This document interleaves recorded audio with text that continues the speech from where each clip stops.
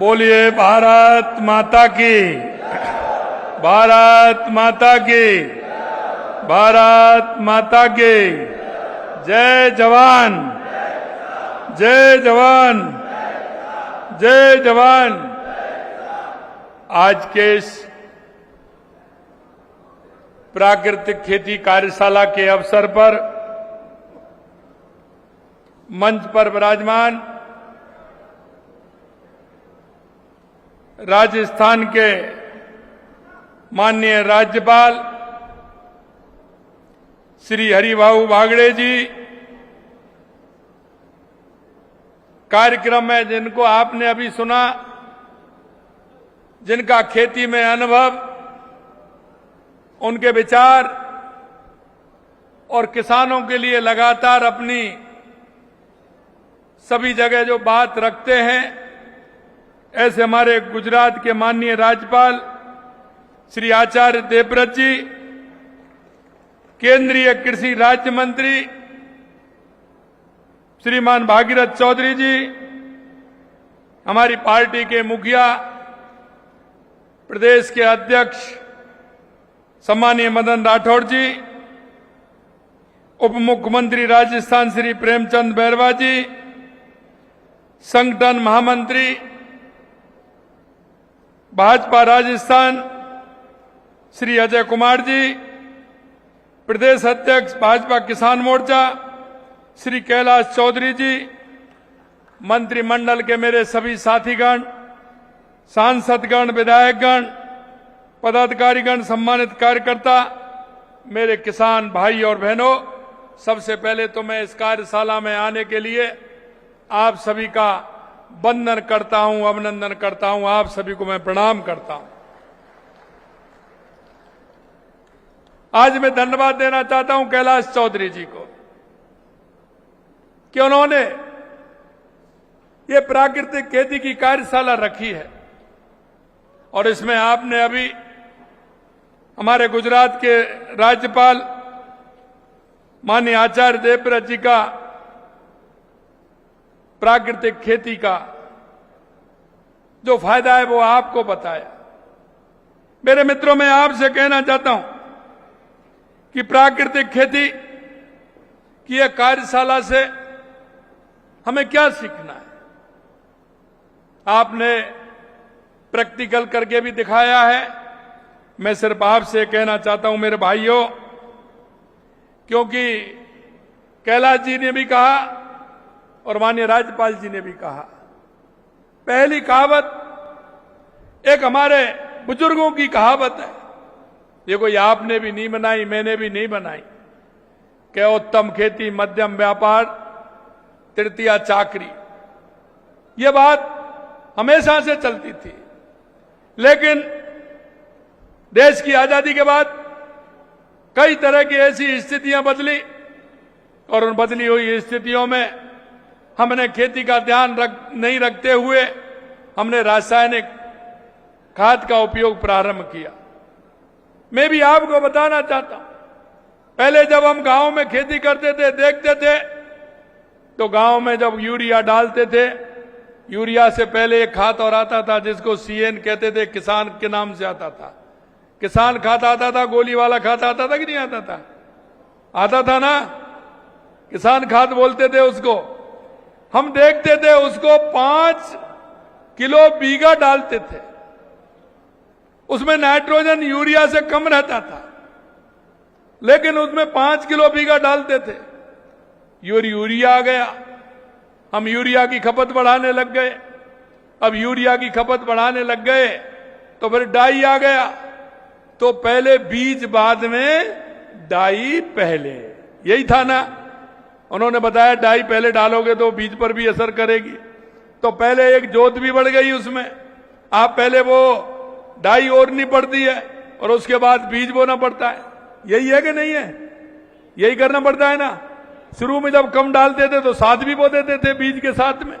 जब 5 kilo 7 kilo डालते थे तो 1-1.5 किलो 2 किलो जो भी सरसों या गेहूं होता था, गेहूं में तो 25 किलो और 30 किलो बीघे में डलता है। सरसों 800 ग्राम और 1 किलो बीज डलता है सरसों का 1 बीघे में, तो हम उसको साथ में डाल देते थे। लेकिन अब क्या हो गया, अब हमारी डाई 5 किलो से लेकर के अब बीघे में पूरा 1 कट्टा आ गया। आया कि नहीं आया बताइए। अब तो 1 कट्टा 35 किलो 40 किलो डालते हैं। और यूरिया जब आता है तो पहले सरसों में तो पानी नहीं लगता था, एक बार बोते थे और फिर कटती थी, लेकिन पानी भी देने लग गए तो खाद नहीं देते थे। अब तो सरसों में भी खाद देते हैं। और गेहूं में पहले अगर पानी कम होता था तो 3 पानी में काम चल जाता था, लेकिन अब तो पूरे 4 पानी और 1 पिलाई होती है, 5 में निकलता है। अगर ज्यादा खाद दे दिया तो 5वां पानी यानी कि 6 पानी की मार और पड़ती है कि नहीं पड़ती है बताइए। मेरे मित्रों, मैं आपसे यही कहना चाहता हूं, हम लगातार रासायनिक खाद का उपयोग कर रहे हैं, लेकिन एक बात कभी आपने सोची क्या कि हमारे पूर्वजों ने हमारी इस जमीन को सुरक्षित रखा। उन्होंने किसी भी प्रकार के दुख पाए, उन्होंने जीवन में दुख पाया, लेकिन अपनी खेती को खराब नहीं होने दिया, मिट्टी को खराब नहीं होने दिया। उन्होंने हमको आपको सुरक्षित जमीन दी थी, लेकिन आज हम हमारी पीढ़ी को क्या दे करके जाएंगे, कभी हमने मन में ये सोचा है? मैं आपसे यह भी कहना चाहता हूं, क्योंकि पशुपालक और किसान का मेल है, और पशुपालक और किसान जब साथ चलते हैं तो उसका उपयोग भी होता है। उपयोग ये होता है कि गोबर की खाद जो होती है हमारी, वो भी काम में आती है। कुछ हम बनाते भी हैं। अभी आपने ड्रम में कहा, लेकिन हम जमीन में गड्ढा खोद करके गोबर डाल करके उसमें बेसन डाल करके उसमें डाल करके उसका उपयोग हम करते थे कि नहीं करते थे? उस पर कुछ हरा हम नीम काट करके भी डाल देते थे, नीम की पेट छांट करके उस पर डाल देते थे, 4 दिन मिट्टी में उसको दबा देते थे, उसके बाद उसको निकालते थे, उसमें पानी मिट्टी में सोख लेती थी और वो रह जाता था, उसको हम खेतों में डालते थे। हम हरी खाद का भी उपयोग करते थे। जब जुलाई के महीने में बारिश होती थी, आषाढ़ में, तो हम ग्वार ढेंचा उसमें बोते थे, और जब 2-2.5 फीट का 3 फीट का हो जाता था तो हैरों से या हर से उसको जोत देते थे, तो हमारी हरी खाद उसकी बन जाती थी। मित्रों, मैं एक बात जरूर कहना चाहूंगा, और माननीय गवर्नर साहब ने जो कहा है उनकी बात का मैं समर्थन करूंगा। कई लोग हमारे यहां से भी आए हैं, क्योंकि आज से 16-17 साल पहले मैंने एक खेत कुछ रखा है, जैसे गवर्नर साहब ने कहा। वो खेती, उसमें मैंने खाद उपयोग नहीं किया। खाने के लिए गेहूं और सरसों उसमें पैदा होती है, 4 बीघे खेत है। लेकिन जब शुरू में 2 साल किया तो उससे पैदा कम होती है, लेकिन आज उसको देख नहीं सकते, उसमें कोई खाद और डाई नहीं डलती है। जितना पड़ोस के में होता है खाद और डाई से, उतना ही उसमें पैदा होता है। ये हमारा भ्रम है। हाँ, आपको दिक्कत आएगी, 1-2 साल दिक्कत आएगी, लेकिन दिक्कत तो आपको फिर भी आ रही है। फिर भी ये आ रही है कि पहले आप 5 किलो से स्टार्ट हुए और आप 50 किलो पे आ गए। अब आप मेरे को बता दो, आप कितना जाना चाहते हैं, कितना डालना चाहते हैं? उसका कोई एंड है क्या? 5 किलो से 50 किलो पर आ गए तो आगे कोई एंड है क्या उसका? और खेती भी लागत की होती जा रही है, पानी भी ज्यादा मांग रही है, वर्षा में के अंदर पानी भी नहीं पीती है, मिट्टी कठोर हो गई है। मेरे भाइयों बहनों, मैं यही कहना चाहता हूं, हमें खेती को समझना होगा। मैं आजकल ग्राम चौपाल में जा रहा हूं, आप मेरे वहां किसानों के सीधे अनुभव आप सुन रहे होंगे। मैं सीकर में गया था, हरिराम जी बैठे हैं हमारे, रिडवा साहब किसान मोर्चे के अध्यक्ष रहे हैं। मैं सीकर में गया था, उस भाई ने मेरे ने कहा कि साहब 2 बीघे एक जगह खेती और 100 बीघा एक तरफ। उसने कहा कि 2 बीघे के अंदर मैंने 5 लाख के खीरा उत्पादन किया है। मैं प्रतापगढ़ में गया, उसने कहा कि 2 साल में 11 लाख का मैंने पैदा उठाई है, उसमें मैं सिर्फ 2 बीघे खेती करता हूं। मेरे भाइयों, मैं यही कहना चाहता हूं, हमने अभी जब हमारा अभियान चला था तो उसमें भी कहा था कि पंचायत में एक ना एक हमारी ऑर्गेनिक खेती का कोई ना कोई फार्म होना चाहिए, जिसे एक किसान करेगा तो दूसरे किसान को आदत में आएगा, जिससे कि हम अच्छी खेती करें और बिना खाद और डाई के खेती करें। मित्रों, मैं आपसे यह भी कहना चाहता हूं, जब से हमारी सरकार आई हमने लगातार किसानों के लिए काम किया। सबसे पहले जब हमारी सरकार आई तो हमने एक बैठ करके विचार बनाया कि राजस्थान को सबसे पहले क्या आवश्यकता है, हमारी सरकार को क्या करना चाहिए। आपने देखा होगा सबसे पहले राजस्थान को आवश्यकता किस बात की थी? किस बात की थी आवश्यकता? किस बात की? पानी की। तो आपने देखा मेरे भाइयों, देश के यशस्वी प्रधानमंत्री नरेंद्र मोदी जी के नेतृत्व में हमने पूरे राजस्थान की हर जिले की पानी की योजना बनाई थी। और मैं धन्यवाद देना चाहता हूं माननीय प्रधानमंत्री जी को कि जितनी भी योजना बनाई थी आज उन सभी पर काम चल रहा है। चाहे हमारी ईआरसीपी राम जल सेतु योजना हो जो 17 जिलों की योजना है, हमारी यमुना का पानी शेखावाटी के हमारे सीकर चूरू झुंझुनू में आए तो इसके लिए हम काम कर रहे हैं, इसकी लगातार उसके लिए काम किया है। हमारे हनुमानगढ़ गंगानगर के हमारे भाई बैठे हैं, 100 साल पहले महाराजा गंगा सिंह जी ने उस नहर को बनाया, लेकिन उसकी मरम्मत नहीं हुई, पानी की कैपेसिटी घट गई, तो उसके लिए भी हमने पहली बार 5,000 करोड़ रुपए दे करके उसको भी काम हमने आगे बढ़ाया, जिससे हनुमानगढ़ गंगानगर बीकानेर जैसलमेर बाड़मेर फलौदी नागौर जोधपुर के लिए पानी पीने को भी मिले और हमारे किसान को भी पानी मिले।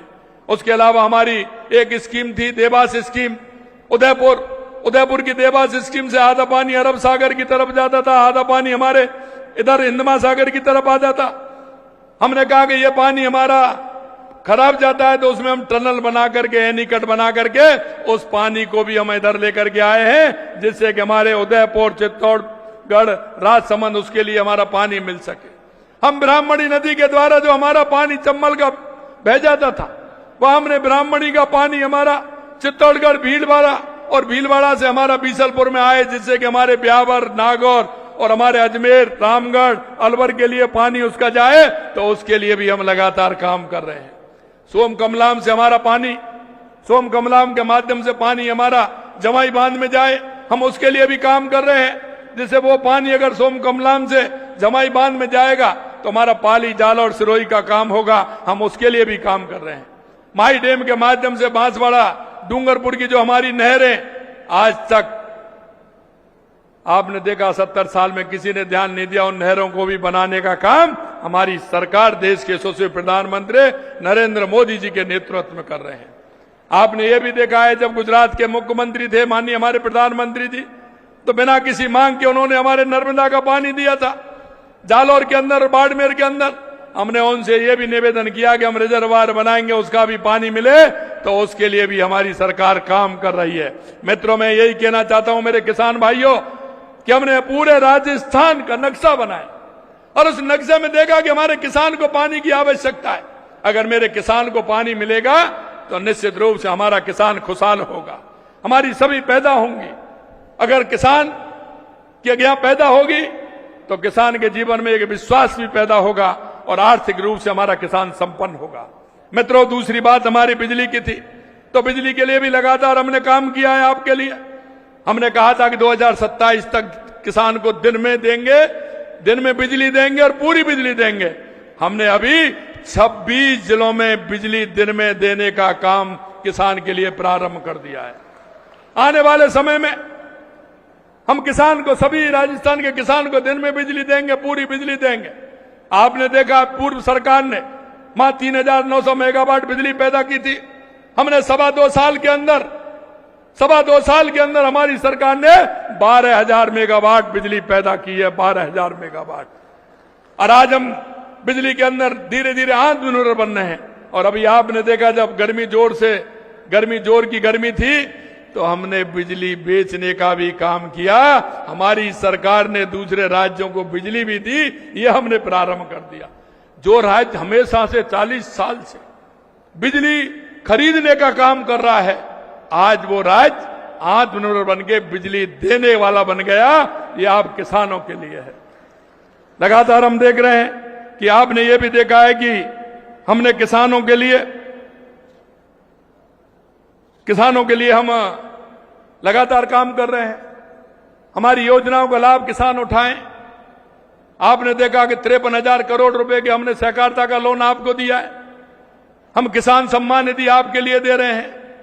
पीएम सूर्य घर योजना में हम आपको लाभ दे रहे हैं। ऐसी कोई योजना नहीं है जिसमें हम लाभ नहीं दे रहे हो। किसान और पशुपालन का मेल है, इसलिए हम आप जब डेयरी पर दूध देने जाते हैं तो 5 रुपए लीटर, उसमें भी हम किसान को 5 रुपए लीटर का अनुदान उसमें देते हैं। हम चाहते हैं कि हमारा किसान मजबूत हो। लेकिन मैं एक बात जरूर आपसे कहना चाहता हूं मेरे भाइयों, आप प्राकृतिक खेती के तरीके देखें। पंचगम, जीवामृत, बीजामृत, मिलचंग को अपनाकर मिट्टी दोनों को सेहत बनाएं। और प्राकृतिक खेती जब हम करेंगे, मिट्टी की उर्वरा शक्ति फिर से बढ़ाने का काम करेंगे, तो कृषि उत्पादकों पोषक तत्व मात्रा बढ़ाएंगे तो निश्चित रूप से हमारी मिट्टी उपजाऊ भी होगी।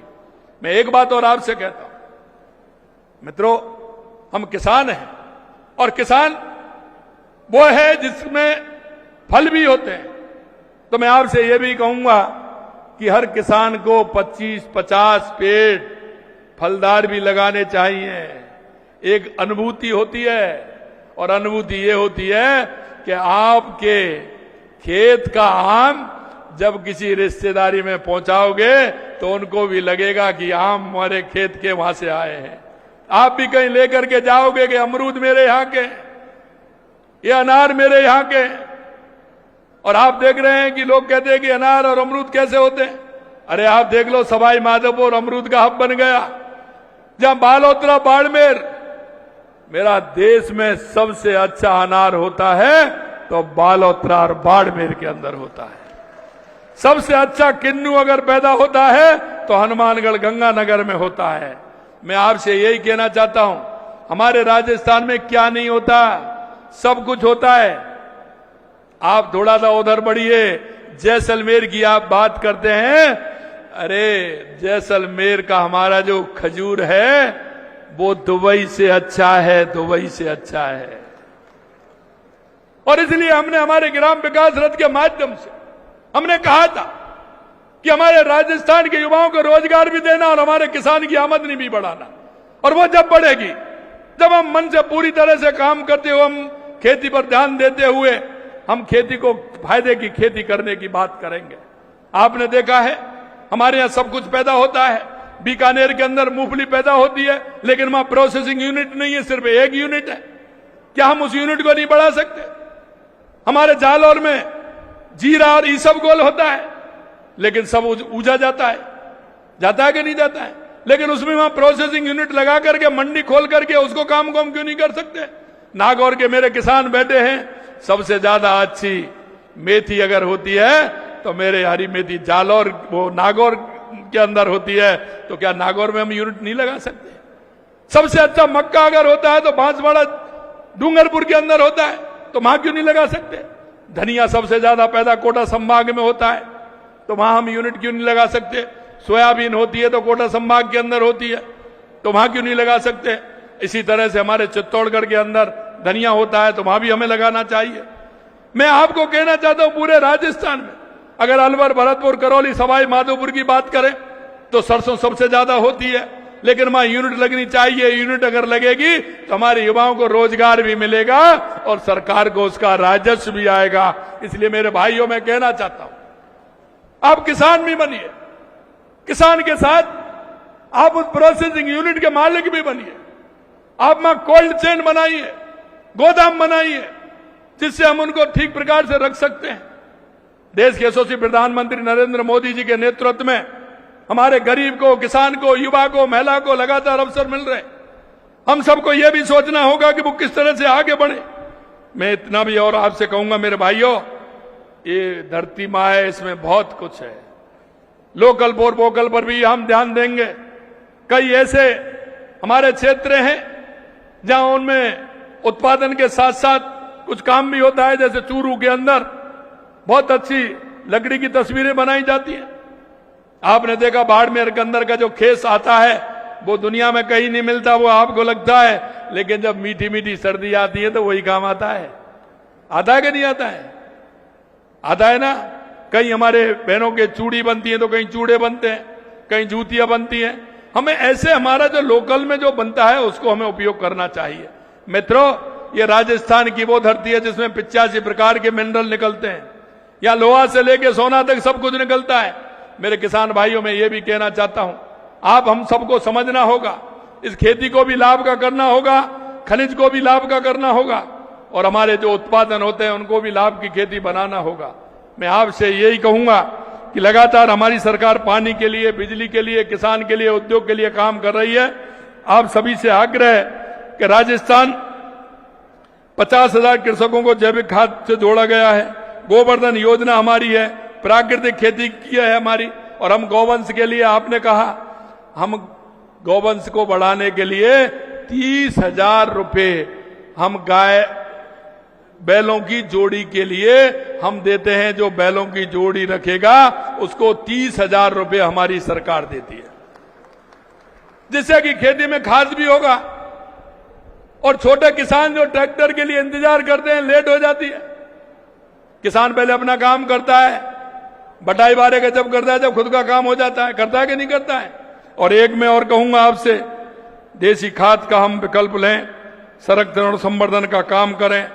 हमने 2,856 करोड़ रुपए गौशालाओं के लिए भी हम दे रहे हैं। पीएम किसान सम्मान निधि दे रहे हैं, प्रधानमंत्री फसल योजना बीमा हम दे रहे हैं, पीएम कुसुम योजना में हम आत्मनिर्भर बना रहे हैं, ई नाम से डिजिटल प्लेटफार्मों पर भी काम कर रहे हैं, और लगातार किसान की समृद्धि और राष्ट्र की समृद्धि के लिए हम काम कर रहे हैं। मैं आपसे इतना ही कहूंगा मेरे भाइयों, हमने जो आपसे वायदा किया था 6,000 रुपए किसान सम्मान निधि प्रधानमंत्री जी दिल्ली से देते हैं, तो 3,000 रुपए हमने जोड़े हैं। आने वाले समय में और कहा कि 3,000 हम और बढ़ाएंगे, तो 12,000 हो गए कि नहीं हो गए? 12,000 हो गए कि नहीं हो गए? अरे 1,000 रुपया महीना पड़ गया, पेंशन सी आ गई, 1,500 पेंशन और 1,000 ये 2,500 हुए कि नहीं हुए? अरे भाई एक बात देखिए, आप खाद डालते हैं, अगर उस खाद को आप कम करेंगे और आपका एक बार या 2 बार में 1 क्विंटल, आधा क्विंटल अगर पूजन कम हो जाएगी, तो आपकी बचत कितनी हो जाएगी? बचत तो आपकी उतनी ही हो गई। इसलिए मैं कहना चाहता हूं कि आपको इस पर ध्यान देना चाहिए, और ध्यान देते हुए हमें पूरी तरह से खेती को, लाभ की खेती और प्राकृतिक खेती की ओर हमें जाएं। और ये बात सही है कि अगर हम हमारी खेती को ठीक प्रकार से रख पाएंगे तो हमारी पीढ़ी हमें याद रखेगी, और नहीं वो पीढ़ी क्या कहेगी कि हमारे पूर्वज तो इस तरह से खेती को अच्छी दे करके गए थे, लेकिन बीच में आए, उन्होंने अपने स्वार्थ के लिए हमारी खेती को खराब कर दिया। कहेंगे कि नहीं कहेंगे? बताइए, कहेंगे कि नहीं कहेंगे? आपको हमारे पूर्वज दे के गए, उस खेती को हमें ऐसे ही दे के जाना चाहिए कि नहीं दे के जाना चाहिए? और मैं ये भी आपसे कहना चाहता हूं कि आपने देखा कि समय समय पर बोनस भी देते हैं। 150 रुपए कहीं नहीं है, 150 रुपए गेहूं पर अगर बोनस देने का काम किया तो हमारी सरकार ने किया है, ये भी आपको ध्यान रखना है। मित्रों, अंत में मैं इतना ही कहूंगा कि हम विकसित राजस्थान के लिए हम सबको काम करना है, और सबको हमें काम करना है तो खेती को हमें लाभकारी बनाना है। एक ध्यान जरूर मैं दूंगा, क्योंकि मैं देखता हूं कि जो किसान हमारे ऐसे हैं जो खुद खेती नहीं कर पाते हैं, बटाई पे दे देते हैं, वो तो भाई मेरा ऐसा करता है कि उसमें इतना खाद डालता है कि वो सोचता है कि एक ही साल में से इसमें से कुछ निकाल लूं। सोचता है कि नहीं सोचता है? वो ज्यादा देता है कि नहीं देता है? वो ज्यादा डालता है। तो भैया आप उससे भी तय कर लो, भैया इसमें खाद इतना नहीं डाले जिससे कि मेरी खेती खराब हो जाए, आगे मेरी खेती किसी काम की नहीं रहे। ये भी हमें करना है। आपके माध्यम से हमने एक अभियान चलाया था, ग्राम विकास रथ यात्रा हमने चलाया, और उसके बाद हमने वंदे गंगा जल संरक्षण अभियान चलाया है। हमने राजस्थान के जितने भी बांध हैं, एनीकट हैं, पोखर हैं, तालाब हैं, सरोवर हैं, नहरें, हमने कहा है कि उसको ठीक प्रकार से करें। आने वाले समय में वर्षा का पानी कैसे वहां रुक सकता है? और मेरे भाइयों, ये सही कह रहे थे हमारे गवर्नर साहब कि नीचे ऊपर से तो पानी जमीन में जा नहीं रहा है, और नीचे के पानी को आप खींचते जा रहे हैं, तो हमारी ये प्राकृतिक खेती, जो हमारे वृक्ष हैं, ये भी सूखने लग जाएंगे। इसलिए मैं आपसे कहना चाहता हूं कि एनीकट और उनसे रोक करके खेत के पानी को खेत में, गांव के गांव में उस पानी को उसके माध्यम से हम रोकेंगे तो निश्चित रूप से वो किसान के लिए बहुत लाभकारी होगा, अच्छी फसल भी होगी और हमारे प्राकृतिक संरक्षण भी होगा। अरे मेरे भाइयों, हम तो वो लोग हैं जो प्रकृति की पूजा करते हैं। हम पहाड़ों को पूजते हैं, हम पेड़ों को पूजते हैं, हम नदियों को पूजते हैं। हम तो वो लोग हैं कि इस प्रकृति में विश्वास करते हैं और ये प्रकृति हमें सब कुछ देती है, लेकिन हम इसको क्या दें, कभी हमने सोचा है क्या? आपको सोचना पड़ेगा, और नहीं तो ये स्थिति खराब होगी। आपसे मैं यही कहना चाहता हूं मेरे भाइयों बहनों कि हमको प्राकृतिक खेती की तरफ जाना है, पानी को हमें बचाना है और वृक्षों को ज्यादा से ज्यादा लगाना है। देश के यशस्वी प्रधानमंत्री नरेंद्र मोदी जी ने कहा एक पेड़ मां के नाम। हमने अभियान चलाया कि 5 साल के अंदर 50 करोड़ पौधे हम लगाएंगे। 20 करोड़ पौधे हमने लगा दिए और इस साल भी 10 करोड़ पौधे हमें लगाने हैं। मैं आपसे यही कहना चाहता हूं, अगर प्रकृति का संरक्षण करना है तो किसान भाइयों ये सभी जगह जाकर के आपको कहना है कि अवश्य रूप से एक पेड़ मां के नाम अभियान में जहां हम जाते हैं वहीं हमें पेड़ लगाना है।